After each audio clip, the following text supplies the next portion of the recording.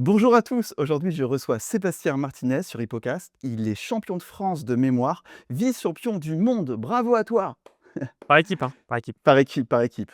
Et ça fait plus de 15 ans que tu accompagnes des étudiants en première année de santé, donc en PASS ou en LAS. Donc on a plein de questions à te poser, on veut que tu nous donnes plein de secrets pour tous ceux qui écoutent en fait cet épisode deviennent des monstres de mémorisation. Mais Avec avant plaisir. avant tout Sébastien, j'aimerais que tu m'expliques un petit peu ton histoire pour qu'on apprenne à te connaître et en fait, comment tu es passé de cancre à un dieu de la mémorisation? Juste odieux, c'est gentil, merci. Heu, En fait, je suis devenu vraiment l'expert de mon problème. Pour faire simple, toute ma partie étudiante, j'ai détesté apprendre par cœur. La dictée, c'était insupportable. Français, histoire, anglais, fallait m'oublier. Donc j'ai fait un bac, scientifique.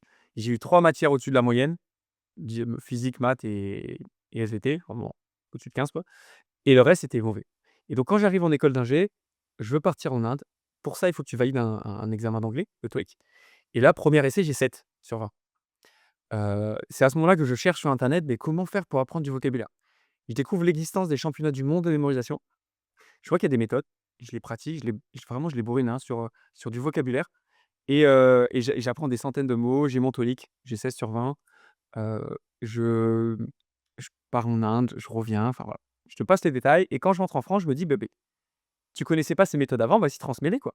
Donc je les transmets, et là, très vite, j'arrive sur le monde de médecine parce que quand je travaille avec des jeunes en collège, au lycée, bon, il y en a qui veulent faire médecine, et le temple de la mémoire, vraiment, c'est première médecine. À l'époque, ça s'appelait pas PASS, mais on s'en fiche, ça change tous les 3 5 ans, c'est non? Et heu et pour ça, et donc très vite, je me vois que j'ai beaucoup de valeur ajoutée avec ces jeunes parce qu'on leur demande d'apprendre des quantités colossales à appren enfin de juste des catalogues à apprendre. Ils ont aucune méthode, enfin, en tout cas, on leur donne aucune méthode, donc il y en a qui font avec des bouts de ficelle, des trucs, et je vois que moi je m'éclate à faire ça. Donc ça fait partie vraiment d'une cible de cœur que j'ai depuis le début.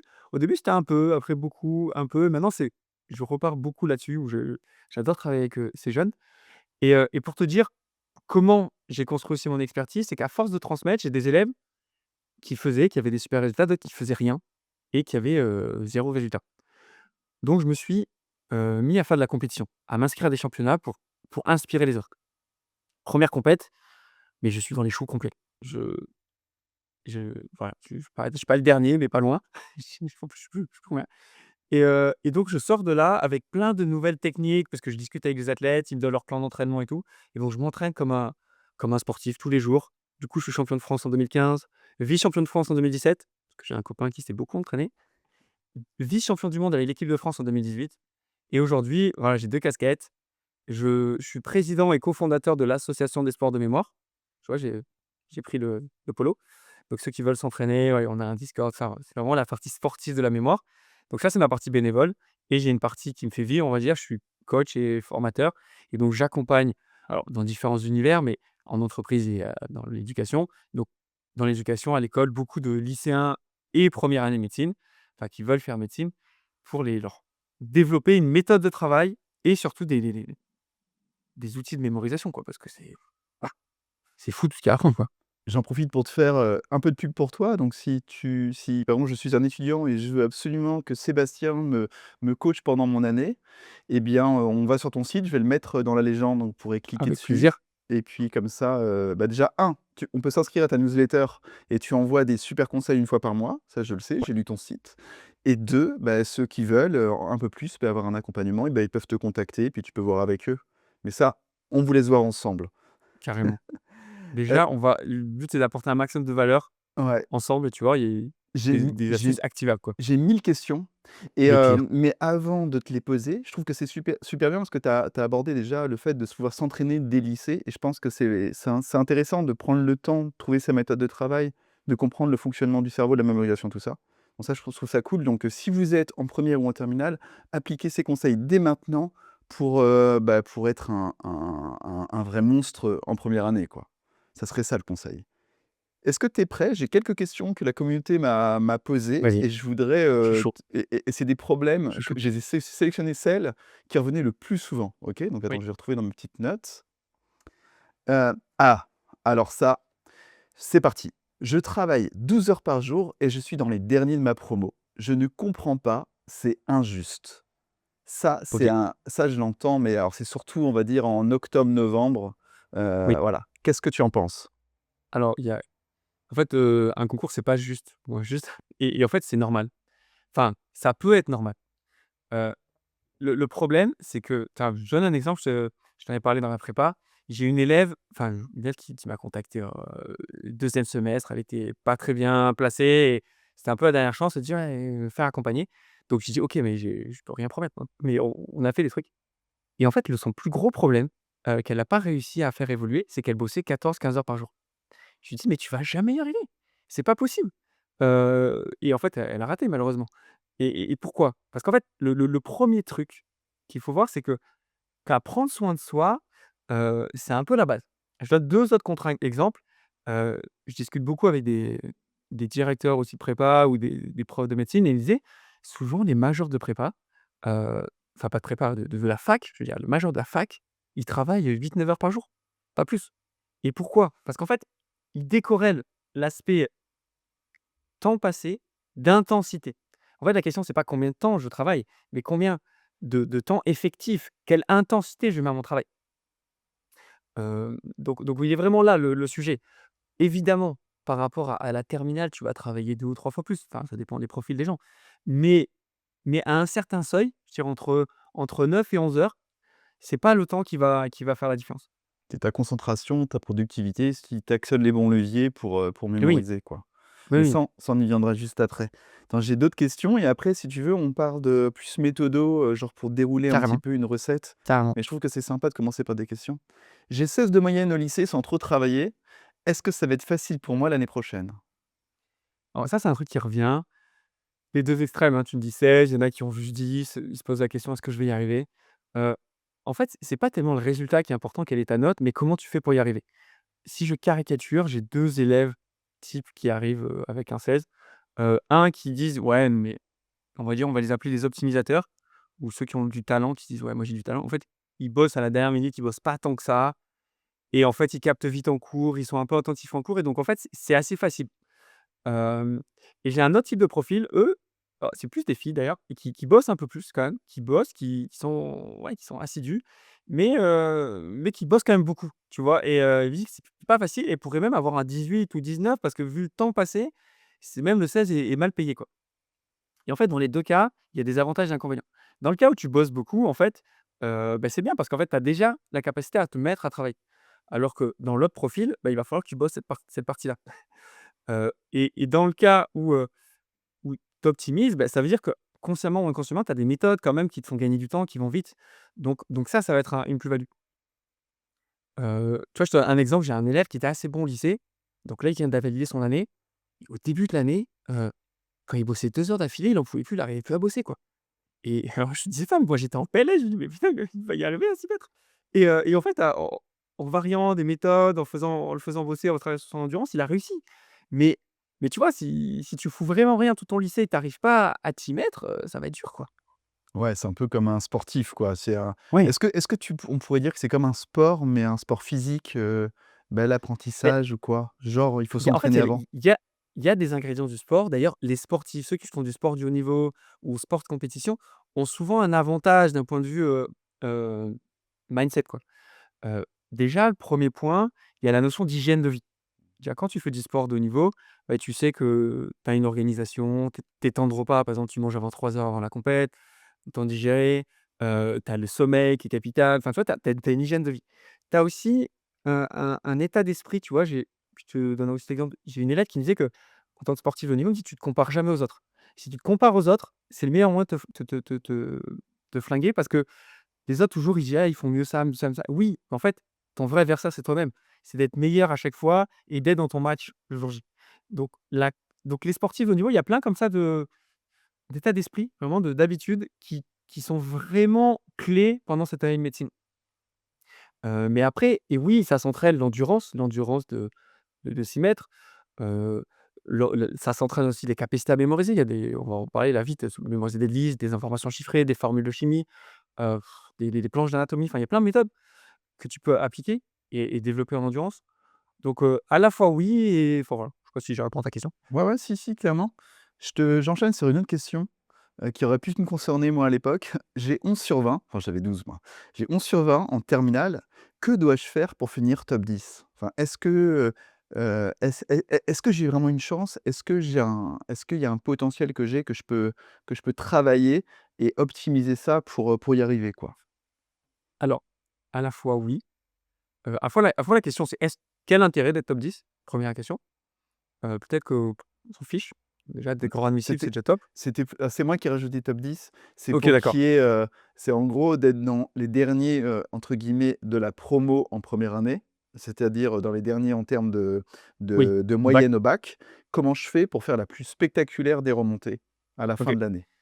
Souvent, il y a pas de grosse corrélation. Enfin, à ma connaissance, hein, j'ai pas fait d'études scientifiques, mais il y a pas de grosse corrélation entre ta moyenne et ton classement derrière.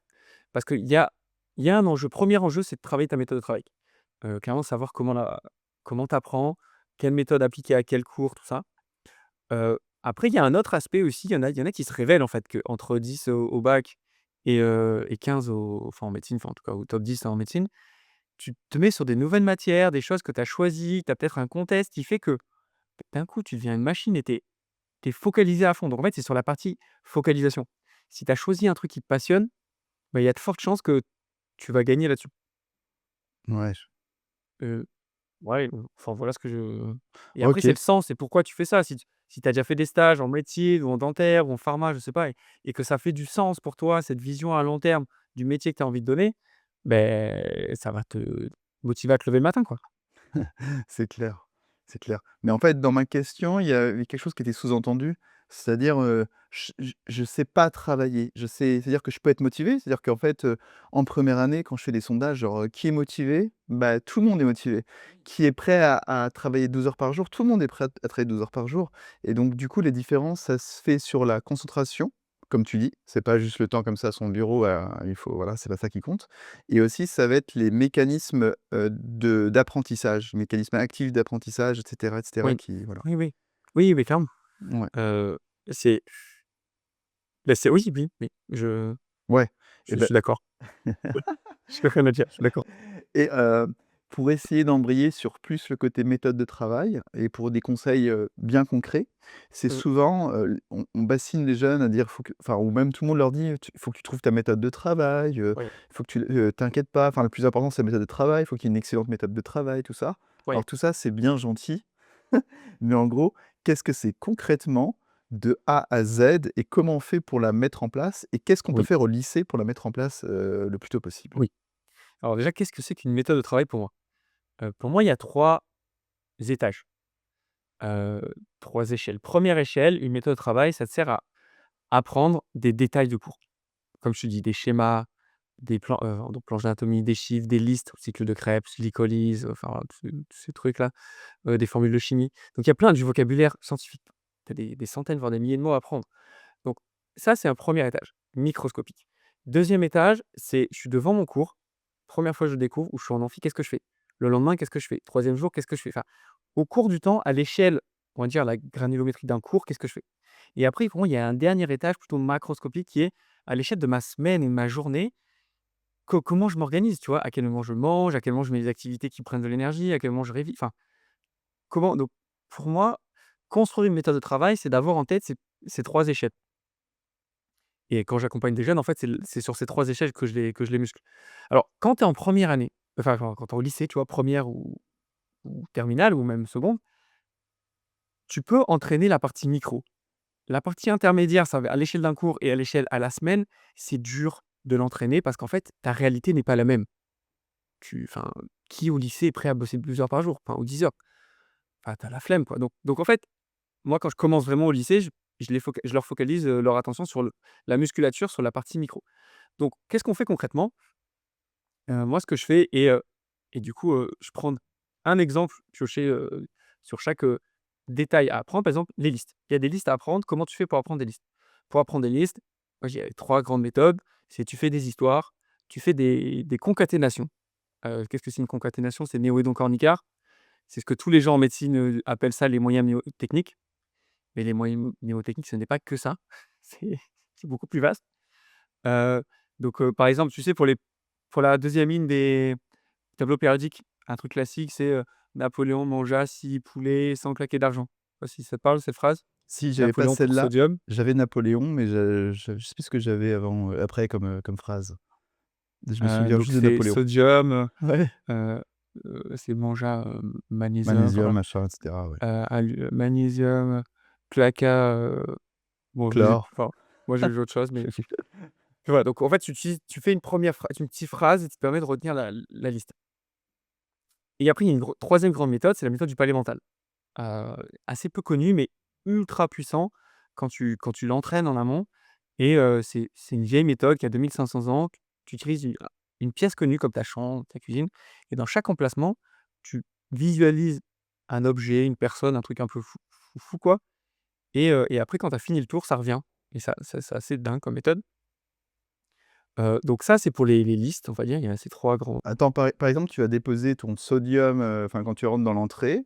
Après, au niveau de tes chaussures, tu as le magnésium. Enfin, juste pour prendre l'exemple et donc et tu le visualises et puis après tu fais un petit chemin et quand tu refais ce chemin-là, tu les retrouveras ton petit, Si on prend là, par exemple, ta chambre, tu vois, tu as une porte.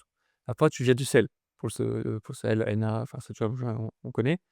Après, je sais pas, à la porte, qu'est-ce qu'il y a à côté de ta porte, toi, dans ta chambre? un poster de Napoléon. Ah, non, Non, c'est vrai? pour rester dans Un le, poster, non, mais c'est pas Napoléon après. Après, après sodium, c'est magnésium. OK. Donc magnésium, tu peux penser à, je sais pas, des magnettes. Ouais. Tu imagines, tu mets des magnettes sur Ouais, un poster. bien Après le sûr. poster, peut-être, il y a ton bureau. Sur le bureau, c'est de l'aluminium. Donc imagine que tu mets du papier d'alu, tu froisses, tu mets sur le bureau. À côté, il y a une Ah, chaise, tu vois, ton bureau. Donc après aluminium, c'est, de tête, c'est quoi? C'est silicium. Ça doit être, du verre quoi, un petit heu verre. et donc là, tu imagines, il y a du verre, c'est ça, du verre sur ta chaise. Ouais. Après, c'est phosphore, donc imagine par la fenêtre, tu jettes, je sais pas, une fosse septique Ou de la lumière qui t'arrive en pleine tête, ou de la lumière phosphorescente dans la tête. Après, c'est soufre, si je dis pas de bêtises. tu arrives aux Donc toilettes. Tu arrives aux toilettes et ça sent pas très bon. et voilà, donc voilà et donc mais après, si tu repars du début, tu vois? Le un, il y avait quoi dans la porte?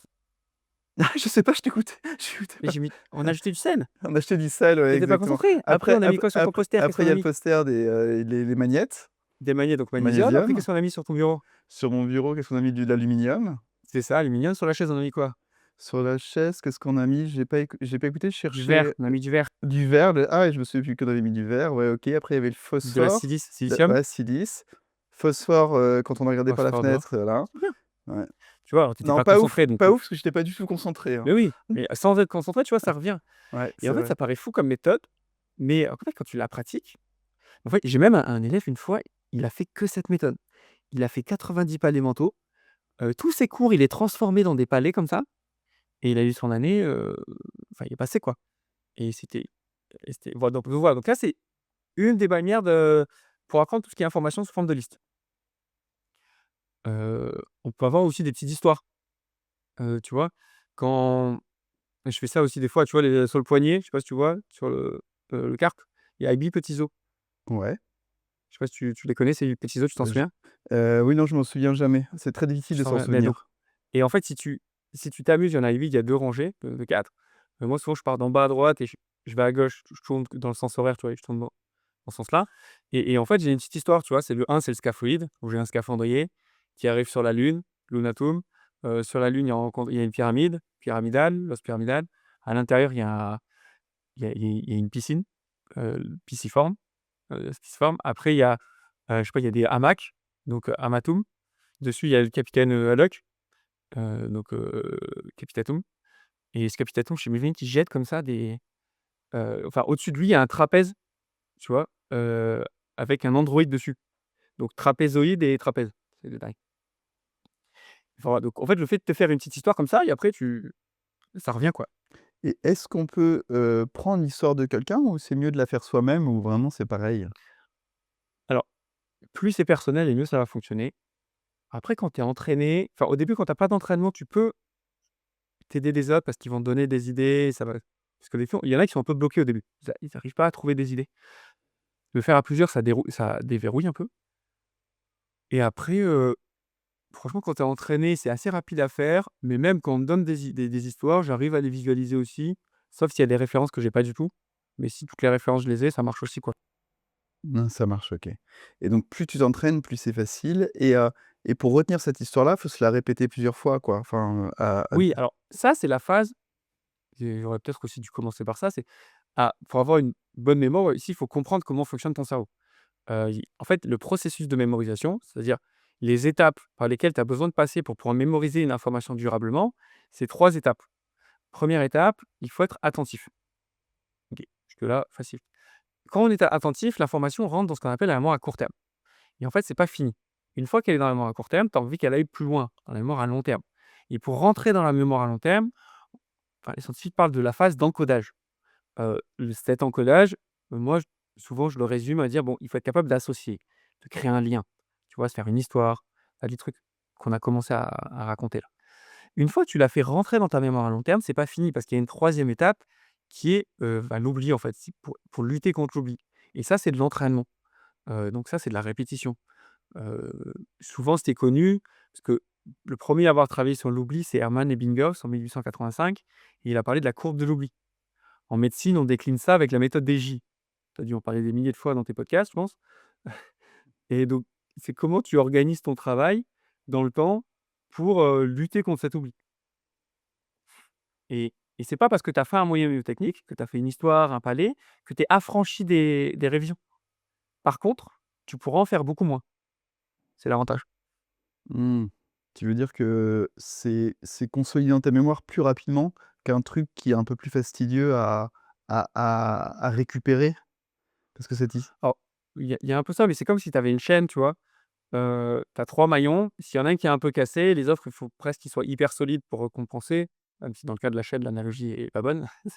Mais mais en fait, si tu en as un qui manque, tu vois? Si tu as l'attention qui manque ou tu l'encodage qui manque ou ou l'entraînement qui manque et ben il faut que les 2 autres soient ultra forts pour compenser et puis même, c'est dur de le compenser, en fait. Faut mieux avoir les 3 quoi.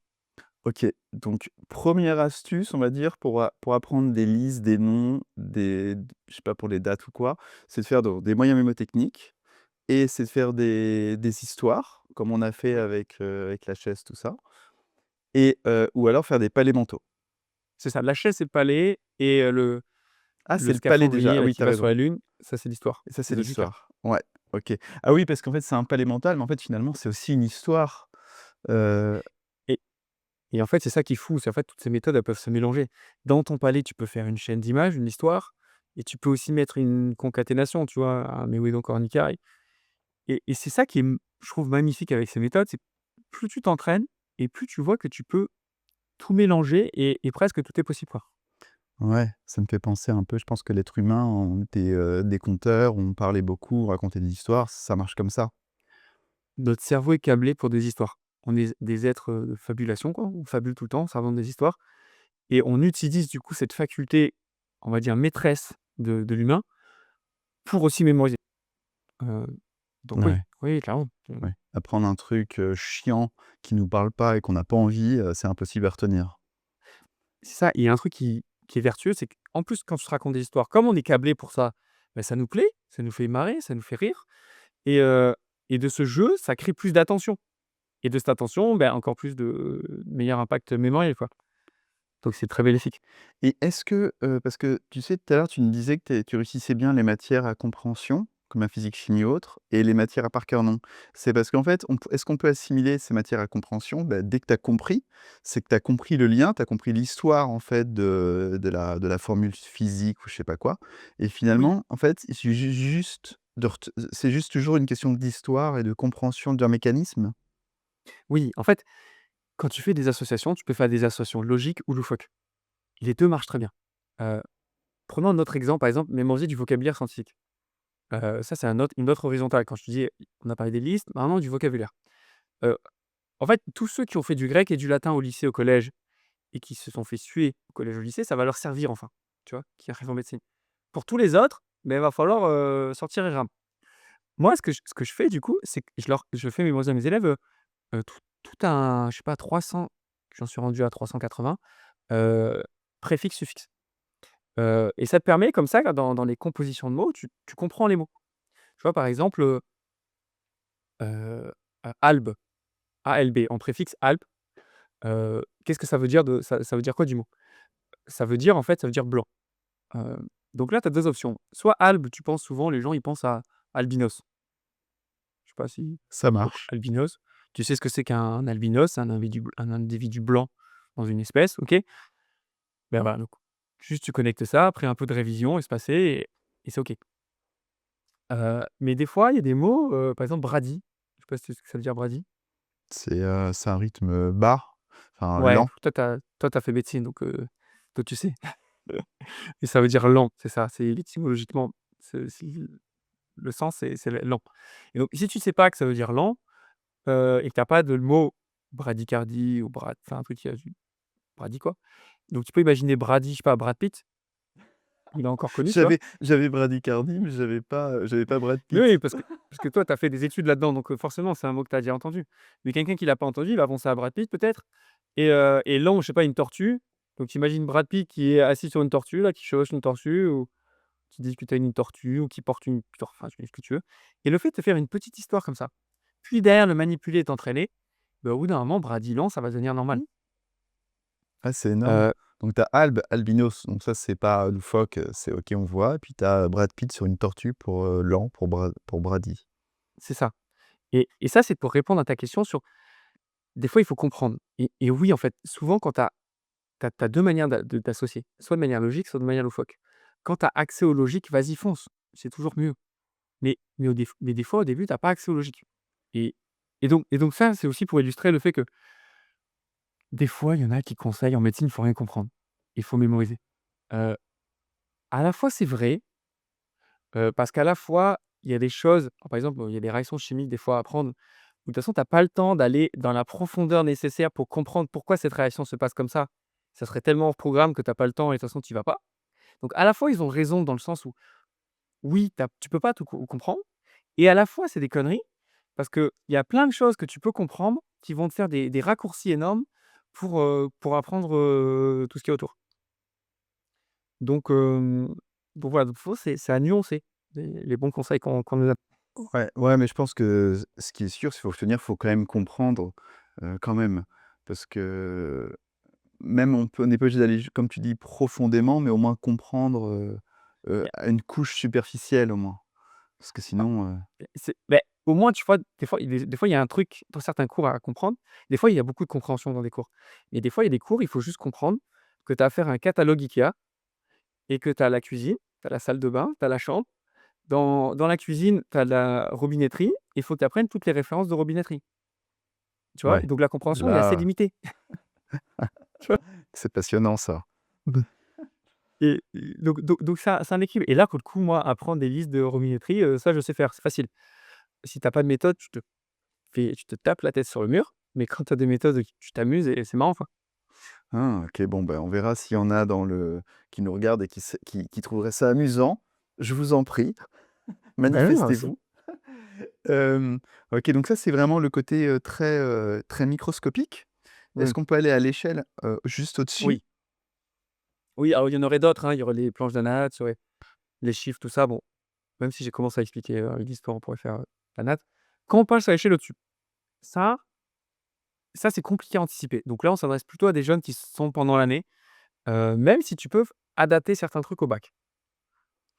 Heu, 1 truc à comprendre, quand tu arrives en médecine, heu, j'ai envie de dire, tu as 2 grandes phases, enfin, tu as 3 grandes phases quand tu apprends tes cours. Tu as une première phase que j'appelle la phase de découverte. On va y revenir. Après, tu as les révisions courtes et après, tu as la phase de rush finale, c'est-à-dire 1 à 3 semaines avant le concours. Heu, un truc qu'il faut comprendre en termes d'apprentissage de cours, c'est qu'il y a 2 principes scientifiques qu'il faut connaître, qui sont des mammouths dans la littérature, scientifique sur l'apprentissage. C'est les révisions espacées et l'entraînement par récupération. Entraînement par récupération, c'est le fait de se tester. Alors, qu'est-ce que ça n'est pas l'entraînement par récupération? C'est relire son cours. Heu, juste relire son cours, ça sert à rien. Voilà, soyons honnêtes, il y a plein d'études sur le sujet qui le démontrent. Je ne vais pas développer plus que ça, mais ça, c'est le point important. 2, donc qu'est-ce que c'est qu'entraînement par récupération? C'est tu te testes, puis derrière tu te corriges en relisant.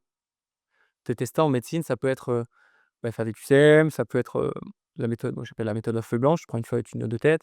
La méthode du plan, tu prends un plan et tu essaies de retrouver ce qu'il y a. Il y en a qui créent des flashcards, bon, on y reviendra après. Autre gros mastodonte, c'est les révisions espacées. Qu'est-ce que c'est?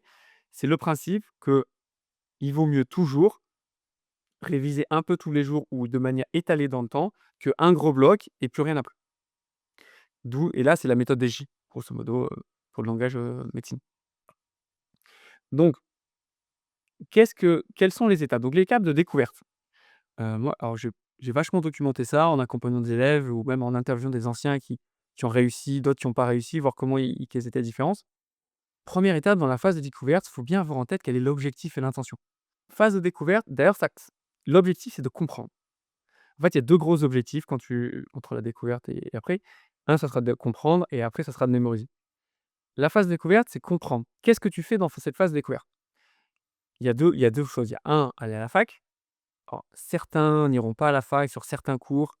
Là, je vous laisse discuter avec vos anciens é enfin, vos tuteurs, tout ça, parce qu'effectivement, il y a certains profs, ça a pas de sens d'y aller. Je dois t'avouer, juste te dire impoli, tu perds ton temps. Mais il y a d'autres cours qui sont hyper pertinents d'aller à la fac. Là, je pourrais pas, dire dans les détails. Donc tu comprends en cours. Donc tu es actif dans ta lecture, dans tes cours, dans ta prise de notes. Puis c'est ce qu'on va appeler le J0. C'est-à-dire le jour même, tu revois le cours de la fac. Donc comment tu fais ça? Là, il y a 2 grosses méta, il y a 2 grosses, manières de faire. Mais grosso modo, c'est tu vas relire ton cours de manière active et après à la fin de cette relia ou pendant cette lecture active, tu vas faire des tests, des micro-tests, tu vas te tester. Heu, les 2 grandes méta, une grande manière que j'appelle classique, souvent grosso modo les élèves ce qu'ils font, c'est qu'ils lisent leur cours, tu vois? Pas ils lisent par exemple, un premier paragraphe. Dès qu'ils ont fini le paragraphe, ils ferment les yeux ou dans leur tête, ils disent: «OK, là je viens de dire ça, ça, ça, ça, ça». Moi j'appelle ça tu fais un point de péage dans ta tête, tu fais tic tic.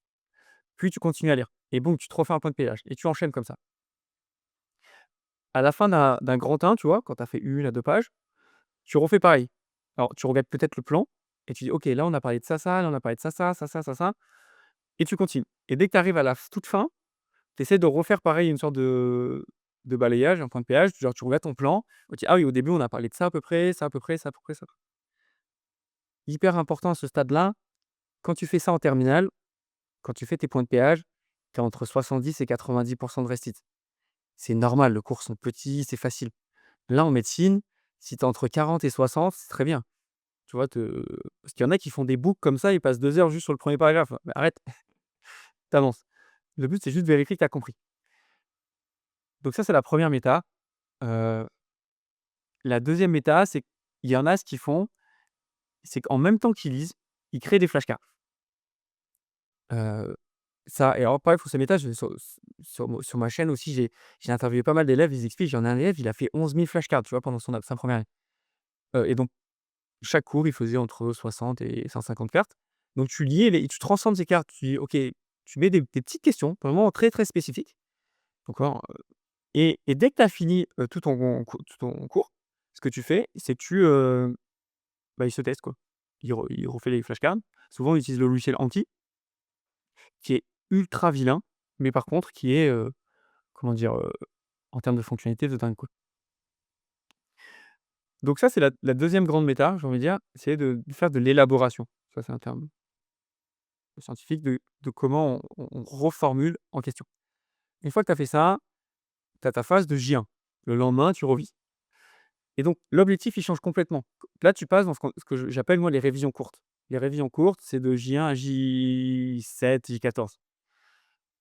Le but à ce moment-là, c'est de maintenir en mémoire les informations ou de commencer à mémoriser un maximum de détails et donc là, en fonction de ta méta, tu vas faire soit des flashcards, soit faire ce que je t'ai dit avant, c'est-à-dire tu prends ton plan et tu te testes. Tu vas toujours mettre des QCM quand même.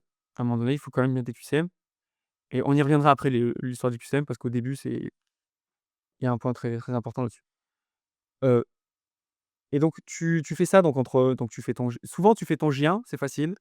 J3, il y en a qui arrivent à le caler dans leur journée, mais c'est rare. Sinon, l'immense majorité, J3, J7, ça se passe le week-end. Parce qu'en fait, tes journées, tu as 4 heures à la fac, quasiment autant de J0 et enfin, ça passe plus, quoi. Heu, donc voilà et après chaque week-end, du coup, tu fais ça, tu fais J3, J7, tu vas arriver jusqu'à J14 des fois et après souvent le J14 et J30, souvent ils sont organisés par soit ton tutorat, soit ta prépa, parce qu'ils te font régulièrement des calls qui reprennent tout un nuée depuis le début de l'année. Donc ça te force à t'entraîner sur ce que tu as fait l'année temps et donc après le J7 ou J14, tu vas plus programmer en fait tes révisions. Et tu vas te laisser porter par le tutorat parce qu'il faut absolument faire au moins le tutorat, justement pour cette partie-là et des fois en prépa, ils font pareil, quoi. Et après, il y a une dernière phase, qui est la phase de rush final. Il y en a qui appellent ça faire des tours, enfin, tu appelles ça un peu comme tu veux. L'objectif là, à ce moment-là, c'est de refaire rentrer dans ta mémoire toutes les données, enfin de les remettre à flot, accessibles. Premier objectif et deuxième objectif, c'est de muscler ton endurance, ouais. Si tu l'as fait depuis le début du semestre, mais voilà et donc là, à ce moment-là, souvent tu fais des annales, tu fais base de QCM par chapitre, tu vois? Et tu les enchaînes et après il y a souvent on fait des carnets à erreurs, enfin après il y a plein d'optimisations pour apprendre de tes erreurs, tu vois? Mais voilà un peu la trame un peu d'une méthode, qui va te permettre de garder en mémoire les trucs, d'être actif quand tu découvres un cours et par contre derrière, quand tu vas apprendre, ça va rester en mémoire, quoi. Donc toi, ton J0, c'est, parce qu'en fait, j'avais une autre perception du J0. Pour moi, ça englobait la découverte du cours, en fait. Quand tu arrives à un cours, à la fac, bah, tu le revois pas forcément tu vois, tu vas au cours le matin, bah, ça te fait ton J0 et non, toi, tu dis J0, c'est quand tu rentres chez toi, tu le Ouais. revois. Ouais, parce que souvent quand même quand tu vas à la fac, enfin pour moi parce que quand tu vas à la fac souvent, soit ça va trop vite, tu as pas le temps de tout choper. Pour qu'un cours à la fac soit efficient, à la rigueur, il faut faire une anticipation avant.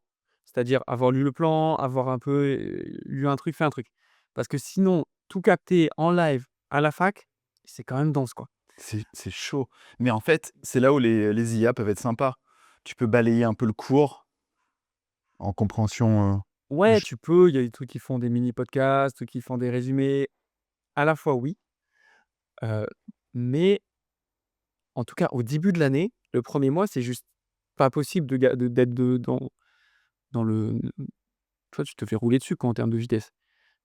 Donc c'est dur de choper le rythme, ouais, d'être vraiment efficient pendant le live à tout comprendre et ça demande une re même si ça prend que 45 minutes, c'est rare, hein, ceux qui mettent que 45 minutes pour reprendre un cours de 2 heures à la fac.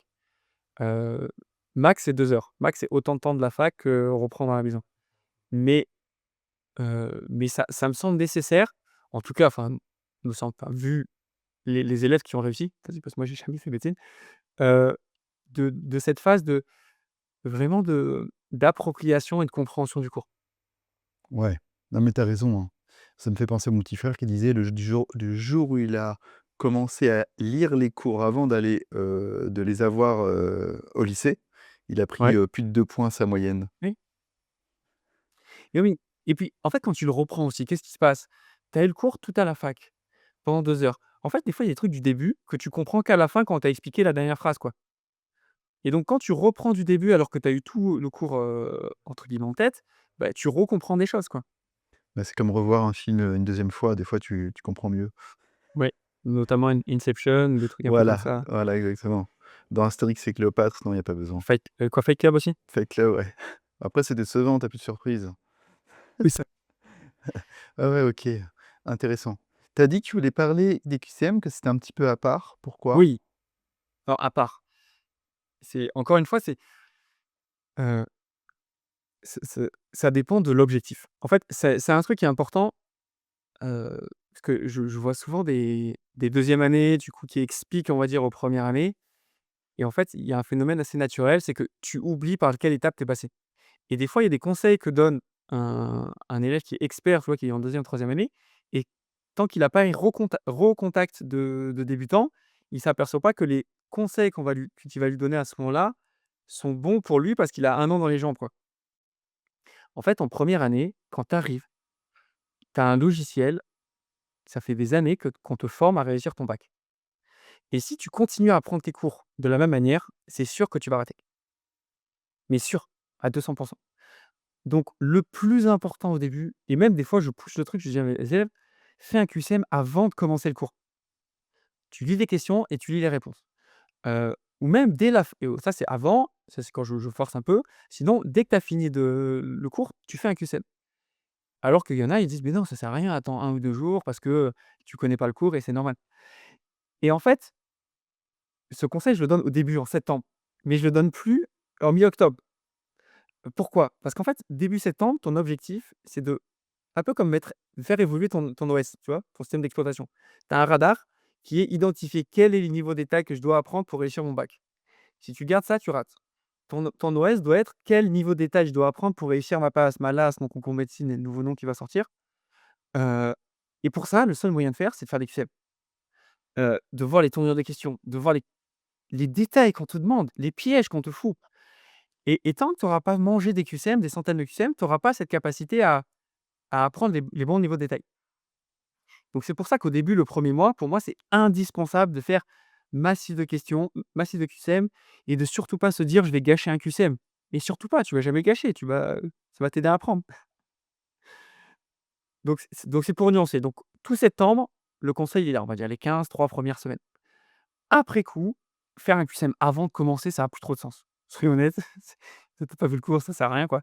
Parce que ton logiciel interne, il est programmé. Tu sais quel niveau de détail tu as besoin.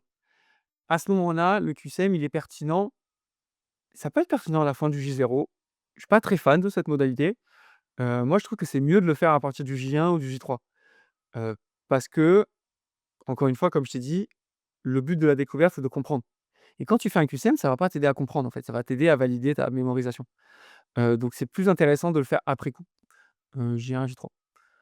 Donc et après, dernier cas, les tours finaux, quoi, 1 à 3 semaines avant le concours, bah, là, pour le coup, tu en manges des douilles, hein, de QCM parce que tu as besoin d'avoir cette logique QCM, d'identifier le piège avant que même sans savoir la question, des fois, tu sais quelle est la réponse parce qu'en fait, il y a un piège énorme. En tout cas, tu sais quelle n'est pas la bonne réponse, tu vois? Tu peux en éliminer donc voilà, donc après devenir une machine à QCM en termes de lecture, quoi. Ouais, puis des fois, il y en a qui se foulent pas trop, qui reposent les mêmes questions. Et en plus donc ça, Quand c'est manger les pièges. bonus, hein, voilà, ça vaut le coup. Ouais, c'est vachement intéressant ce que tu dis. C'est nouveau pour moi, le fait de dire, mange des QCM les 15 premiers jours avant de voir ton cours, Mmh. juste pour que tu comprennes le niveau de détail et ça a juste cette finalité-là et pas voilà, parce que moi je disais toujours, enfin je dis toujours, commence tes QCM à partir du J3, tu vois? Sur un truc carré. Et oui, Mais en fait, c'est mais bien à de le partir faire, d'octobre. ouais, à partir d'octobre. Ah, c'est très intéressant. Oh là là. OK, OK. Ensuite, si on passe, au dernier étage, au sein, tu vois, de Oui, la qu'est-ce que tu conseillerais? alors là, cet étage, heu, ça je l'optimise beaucoup avec mes élèves quand tu vois, quand ils sont dans l'année. Ça dépend des profils. L'erreur classique, c'est de s'oublier. Alors si je veux donner 2-3 trucs, c'est un, c'est s'oublier, c'est-à-dire ne jamais mettre de divertissement, de moment où tu te ressources. J'ai un exemple, j'ai Rose là, je l'ai interviewée aussi sur ma chaîne, Sona, incroyable. Une fois, j'ai une fille qui m'envoie un message, elle me dit: «Merci Sébastien, j'ai réussi médecine grâce à toi». Et elle rajoute, elle dit: «Mais grâce à toi en plus, cette année, j'ai trop kiffé, j'ai continué l'aviron, j'ai toujours kiffé l'aviron, j'ai continué. Cette année, j'ai fait ma meilleure perf ever. J'ai été championne de France, déjà, what the fuck quoi, tu vois? J'ai été qualifiée dans l'équipe de France du coup et j'ai fait des et là on était en fin mai, début juin, elle dit: «Du coup, je vais faire les championnats du monde là en juillet, avec la team France quoi». Waouh! Et à la fin, elle me rajoute une phrase, elle dit: «Et en plus, j'ai été major de la fac». Non, J'ai dit: «Mais qu'est-ce que tu as foutu?» incroyable! Du coup, je lui ai envoyé un message, je dis: «Quand c'est que tu es disponible? On va discuter». Et en fait, grande simplicité cette fille.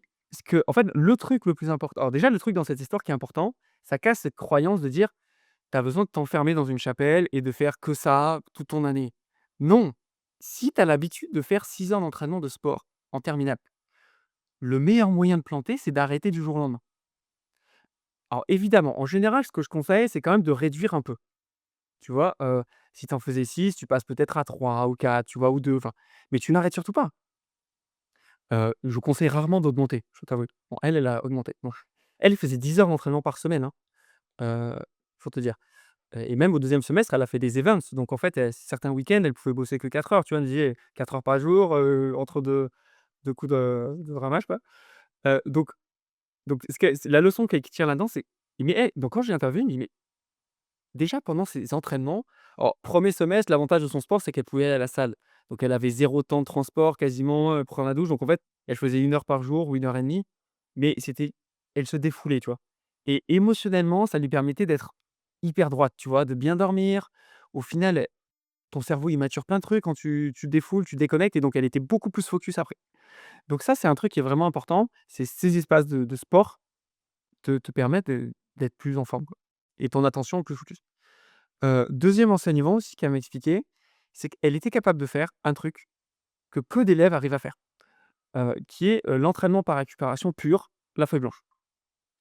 Moi, des fois, quand je dis aux élèves: «Beh, essaye, une fois que tu as fini», par exemple, ça peut être au J0, après le cours à la fac, tu prends une feuille, idéalement à partir de J1, mais il y en a qui peuvent le faire en J0. Tu prends une feuille, tu notes tout ce qui vient du cours.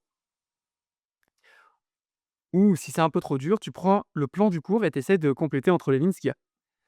Heu et j'ai beaucoup d'élèves quand je leur dis de faire ça et qu'ils le font, et ils font 2-3 fois, ils me disent: «Mais tu ouf en fait, c'est trop dur ton truc. Je vais jamais y arriver», tu vois? Et donc ils lâchent en fait, et du coup ils repassent dans de la lecture et hem et elle, quand elle m'a expliqué sa méthode de travail, elle fait ça en fait. Elle avait une ardoise en fait ou un tableau, et elle notait, tu vois? Le résumé du cours, elle faisait ses schémas, et je lui dis: «Mais comment tu as fait pour tenir?» Parce que la majeure partie des gens me disent: «J'ai c'est ça prend trop d'énergie, c'est pas possible». Et en fait, ce qu'elle m'a dit, c'est que, heu, le point clé, c'est qu'elle a testé et elle a vu qu'il y avait de tels résultats à moyen terme. Elle me dit: «Ça devient tellement stable dans ma mémoire que j'étais prêt à payer le coût, en fait, énergétique, à l'instant T». Et ça, c'est propice aux sportifs de haut niveau, tu vois? C'est des mindsets de sportifs de haut niveau, c'est tu tu tu te tu t'arraches à court terme pour avoir des résultats à long terme. Mais à court terme, tu en baves. Mais tu t'en fiches parce qu'en fait, à moyen, long terme, tu as des résultats. Alors qu'un sportif amateur, lui, il veut juste kiffer son entraînement et il veut pas trop se faire mal. Donc voilà, le 1er point, donc c'est le sport. Donc en racontant cette histoire, c'était de montrer que, une journée de travail, elle s'organise avec des grands slots. Il y a des grands points, c'est-à-dire qu'est-ce que tu fais comme divertissement, pour te ressourcer. Et quand je dis divertissement, c'est un truc qui te re toi, faire du sport, ça te ressource. Prendre un verre de vodka, ça va te flinguer ta journée le lendemain, ou fumer du shit, c'est pas ça, c'est non, tu Tu vois? C'est reco évidemment. tu Donc faire un recommandes truc. pas de fumer du cannabis Non, mais pendant non, tes surtout études? pas. Tout ce qui est psychotrope, et même éviter un maximum, heu, ça peut être aussi les réseaux sociaux, éviter un maximum, parce que ça peut rendre enfin, c'est clairement addictif. Mais ça peut être aussi, lire des romans, tu vois? De la science. J'ai une élève, une fois, elle lisait tout le temps des livres de SF, tu vois? Et mais en fait, elle avait toujours son esprit là-dedans. Je me dis: «En fait, tu vas jamais y arriver, en fait». En fait, elle faisait médecine pour les mauvaises raisons, c'était pour ses parents, tout ça, donc au final, bon, elle est partie à autre chose, elle était très contente, mais éviter des choses qui vous prennent une partie de votre cerveau, quand tu vas après te mettre au travail.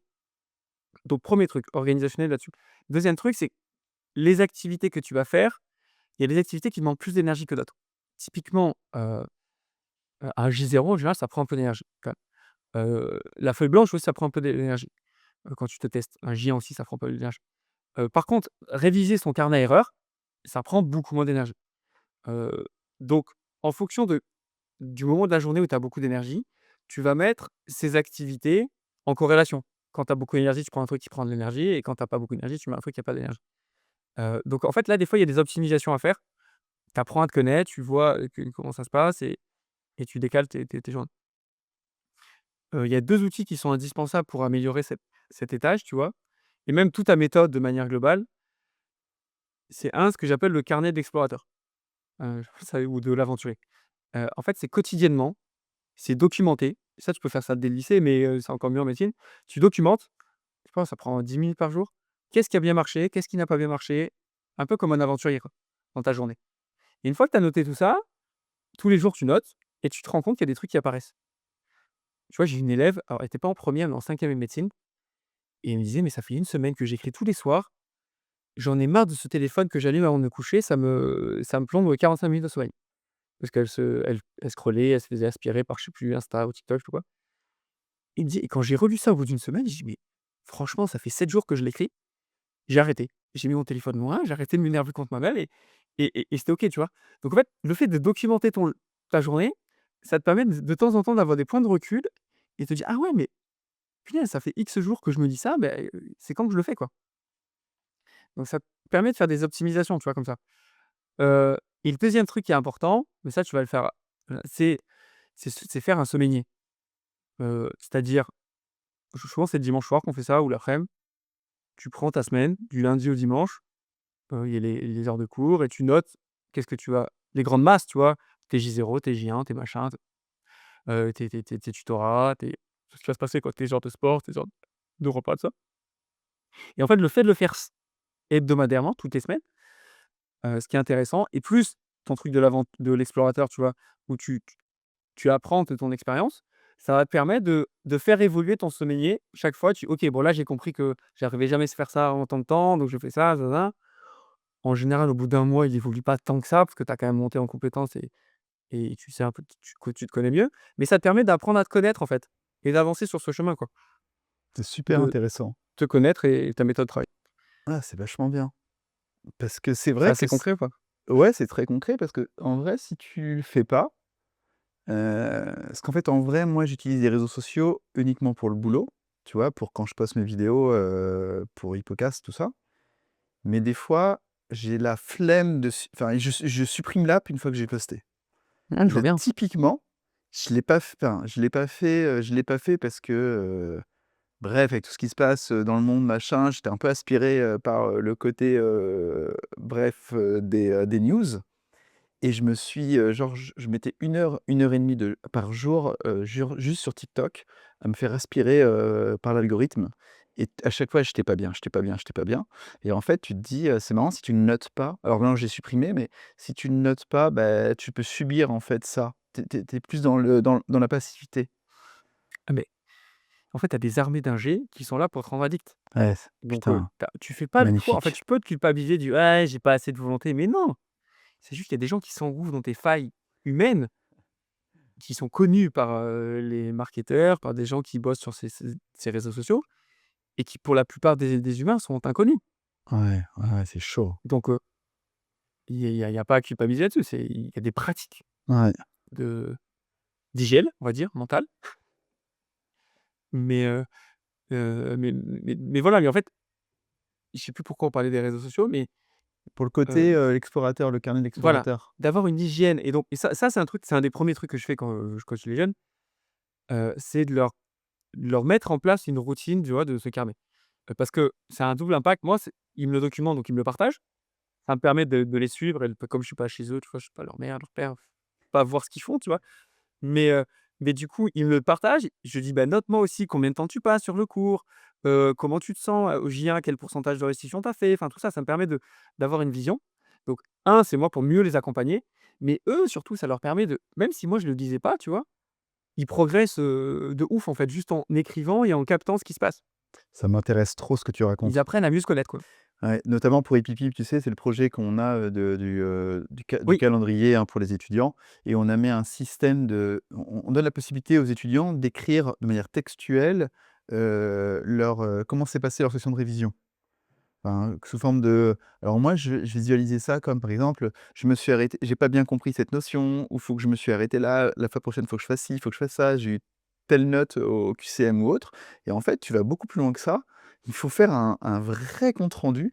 J'ai travaillé, genre, je devais travailler 1 heure et demie, puis en fait, j'ai été 2 heu, j'ai mis 2 heures, j'ai procrastiné, pour telle et telle raison, enfin, il faut documenter à fond. ouais, ça, c'est sur la partie méta, on va dire, métacognition et ça, c'est un peu comme avec les QCM, j'ai envie de te dire. C'est ultra pertinent le premier mois, les 1 mois et demi. Ouais, après, Après, ça garde sa pertinence, mais sur d'autres aspects, tu vois, à partir de fin octobre, tu as plus un aspect motivation, baisse de morale, tout ça, où tu as d'autres trucs qui apparaissent. Mais sur la partie vraiment mmh, méthode de travail, ça se joue le premier mois et demi, tu vois? c'est trop Dans le intéressant. sens, pour réussir, quoi. Ouais, ouais, ouais. Est-ce qu'il y a des choses que tu aimerais bien, rajouter, sur ce qu'on a dit?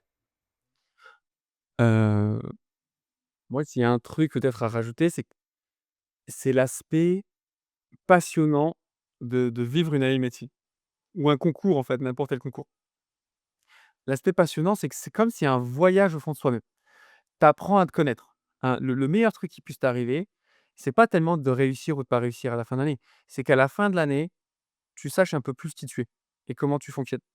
Et pour moi, peu importe le résultat, si à la fin tu es dans cette, dynamique-là, tu vas forcément faire le métier qui va te faire kiffer, le faire un truc que tu vas aimer. Parce qu'après il y a plein d'autres options si tu rates lors de il y a l'AS2, il y a l'étranger, enfin il y a plein d'options. Mais si tu as pas appris à mieux te connaître et à être plus efficient, plus heureux dans ce que tu fais, enfin la première médecine, c'est que le point de départ en fait, après c'est beaucoup plus dur en fait. Personne ne le dit, mais c'est beaucoup, beaucoup, beaucoup plus dur. Donc heu, donc voilà, moi vraiment ce que j'ai envie de résumer, c'est qu'en fait le voyage est intéressant en soi et si tu as le bon état d'esprit, tu vois, j'ai un mentor une fois qui me disait, «C'est quoi la différence entre un tu vois, un sportif de haut niveau, tu vois, et une légende un peu comme, je vois LeBron James ou même, je sais pas Federer ou Nadal ou des gens comme ça. Qu'est-ce qui fait que, ils deviennent des légendes dans leur sport?» Il dit souvent la différence, c'est que il y en a qui veulent les médailles, tu vois? Qui veulent gagner. Et en fait, tu vas gagner une fois, peut-être 2 fois, mais rester au top quand tu es juste focalisé sur la victoire, c'est dur. Parce qu'en fait, juste avoir une autre médaille, on s'en fout. En fait, ceux qui y arrivent, c'est ceux qui tombent amoureux de leur mode de vie, qui aiment, on va dire, ce qu'ils font au quotidien. Et en fait, c'est ce cheminement qui LeBron James, il dort 12 heures par jour, je sais plus, j'ai écouté un truc, enfin, il boit pas d'alcool depuis tout petit, il est marié, il a une seule femme, tu vois? Il a pas bougé, enfin, tu vois? Il est pas dans tous les sens, il est ultra, rigoureux et pourquoi il est rigoureux? Parce qu'en fait, il adore faire ça. Enfin, je suis sûr, j'ai jamais discuté avec lui, mais c'est sûr, il aurait jamais fait ça, tu vois? Donc c'est kiffer, en fait, son quotidien qui et mettre un peu de cette folie pour devenir une meilleure personne au fur et à mesure. Ah, c'est intéressant et même, reprendre l'exemple que tu avais cité dans le cas de l'échec avec la jeune fille qui faisait médecine pour ses parents et finalement Oui. après, bah, elle est partie sur autre chose et elle est heureuse. Donc Ouais, il y en avait une autre, je l'avais recontactée plusieurs années après. Elle avait raté. Je l'ai vue au téléphone. Elle me dit: «Mais c'est la meilleure chose qui me soit arrivée». Là, elle faisait des études en océanographie, je sais plus quoi. Elle me dit: «Mais c'est trop kiffant ce que je fais maintenant». Il y a toujours la biologie de ça, mais et sur le coup, quand tu rates souvent, c'est quand même une claque. Tu as une phase de deuil, c'est normal, mais souvent, enfin, en tout cas, si tu arrives à rebondir, tu te rends compte que c'est une super chance et tu trouves des choses dingues, que ça soit toujours médecine dans un autre contexte ou carrément sous d'autres voies, quoi. ouais, ouais, super intéressant. Est-ce qu'il y a des conseils attends, j'ai d'autres questions, je vais te les poser. Et bah, du coup, c'est vachement intéressant. J'ai arrêté de la danse pour travailler plus. Est-ce que c'est une bonne idée? Donc là, vous savez que c'est pas une bonne idée. Il faut pas arrêter, vous pouvez diminuer un petit peu, mais Oui, je trouve que c'est souvent je vachement conseille bien. de diminuer, mais j'ai des contre-exemples qui ont augmenté et qui Est-ce ont marché. est-ce que tu conseilles des compléments alimentaires? Alors, je suis pas je suis pas nutritionniste, médecin, tout ça. Moi, ce que je conseille, c'est de faire un check-up global avant ton année, parce que tu auras pas le temps. Que ça soit d'aller voir un diététicien, que ça peut être, une diététicienne, ça peut être un ostéo, un dentiste. Tu vois, faire un check-up dans l'année, tu auras pas le temps. Ou tu vas prendre le temps que si tu es très mal, donc vaut mieux l'anticiper. Donc vraiment, faites ce check-up avant, notamment dentiste, donc là, il faut prévoir à l'avance pour que pour avoir un avis médical, tu vois, d'un expert, quoi. Et peut-être qu'il y a des compléments, peut-être qu'il y a des carences chez des personnes, mais là, je peux pas donner des OK, non, mais il y en a sinon qui je vais te dire prennent. les nouveaux compléments que j'ai inventés et que je peux Mercedes, tu vois? Ah, il y en OK. a plein qui font ça. Non, non, mais c'était au cas où, notamment, ouais, parce qu'il y a plein de trucs sur les compléments alimentaires pour le sport, donc peut-être qu'il y en a aussi, pour la Alors, mémorisation. je dois t'avouer que je suis fan d'Arte, moi. J'ai souvent vu des documentaires Arte sur les compléments alimentaires, sur les vitamines. Tu sors de là, C'est de la couille. tu vois, la dernière séquence, tu vois, ils te montrent des gens qui mangent, des salades, enfin des fruits et légumes de saison. Ils te disent: «Beh, en fait, ça vaut, tous les compléments alimentaires de la terre», tu vois? C'est mange juste sainement et c'est un tel business, ce délire, qu'on te fait croire avec des histoires que ça va t'aider. Bah, c'est sûr, si tu manges des kebabs toute la journée, oui, il va falloir que tu prennes des compléments. Mais si tu Et arrête de prends manger des des trucs un kebabs aussi. peu, C'est pas de bon pour les os saison, non, les pas besoin.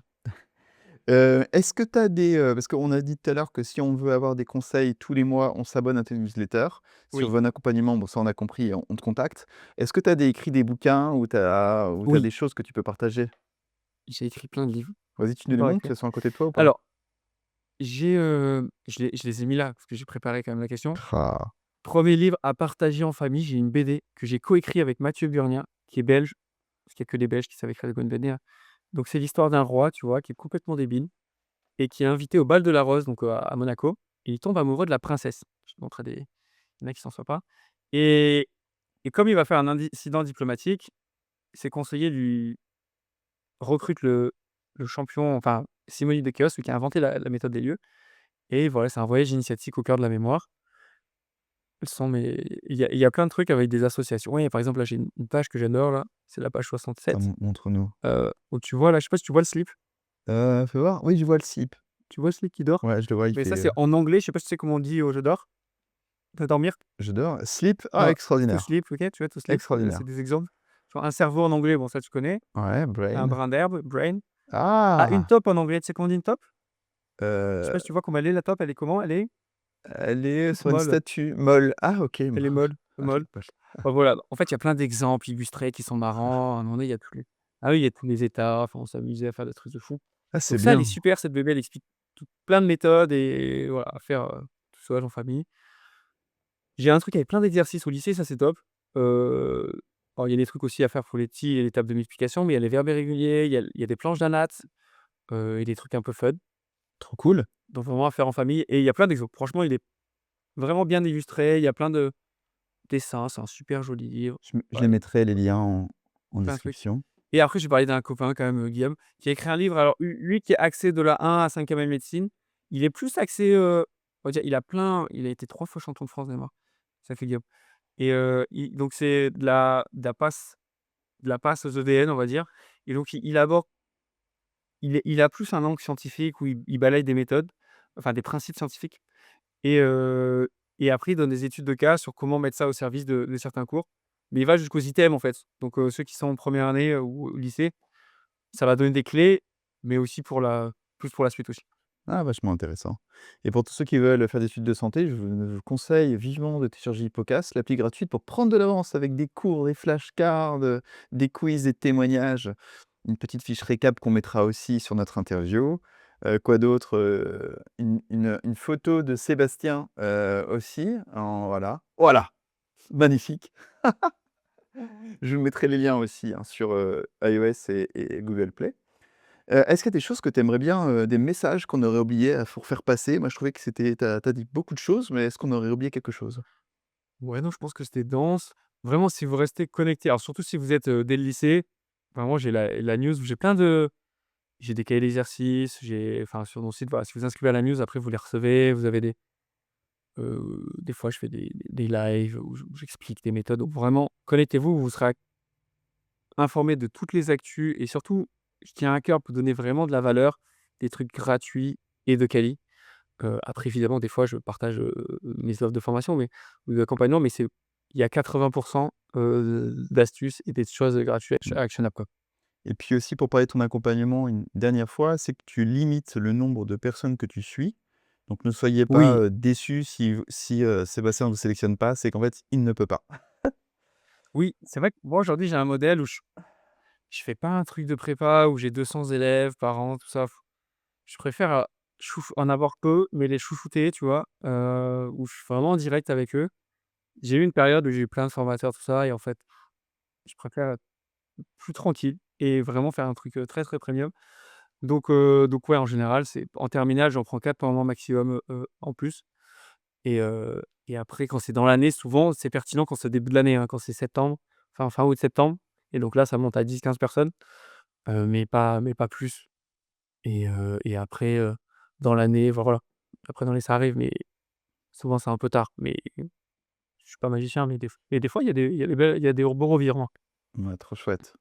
Bah, écoute, merci beaucoup Sébastien. Avec plaisir. Merci à Merci. toi pour l'invitation. Mais non, avec J'espère que tu plaisir. auras appris des trucs et ça aura Ah ouais, non, mais inspiré de ta communauté. le coup des QCM dès le J0 juste pour comprendre ce nouveau mode enfin ce nouveau jeu, nouvelles règles. Je trouvais ça C'est ça, vachement, voilà, c'était vraiment l'élément que moi que j'ai appris aujourd'hui. Je pense que pour ceux qui nous écoutent, qui découvrent la chaîne ou quoi, il y a plein, plein, plein de choses à digérer. Donc bah, revisionnez la vidéo plus tard, voilà et puis abonnez-vous à la newsletter. carrément. Et ceux qui cherchent, c'est facile, mais c'est Sébastien Martinez, hein, toutes Enfin, mes ressources. Sur mon t'inquiète, site, c'est ça. je mettrai le lien, t'inquiète pas. Comme ça, ciao!